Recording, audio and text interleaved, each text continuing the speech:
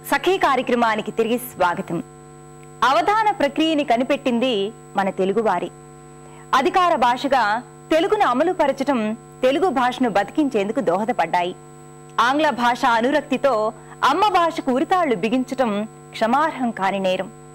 తెలుగు భాషలో పిల్లలు మాట్లాడితే శిక్షించే పాఠశాలల్లో చదువుకుంటున్న ఇవాల్టి తరం తెలుగులోని గొప్పతనాన్ని గుర్తించగలదా అని మన పెద్దవాళ్లు పడే ఆందోళనలో న్యాయం ఉంది.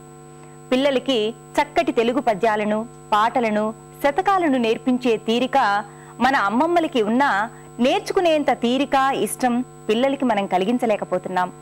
భాషను సజీవంగా నిలిపి ఉంచగల సామర్థ్యం స్త్రీలకే ఎక్కువగా ఉంటుందట.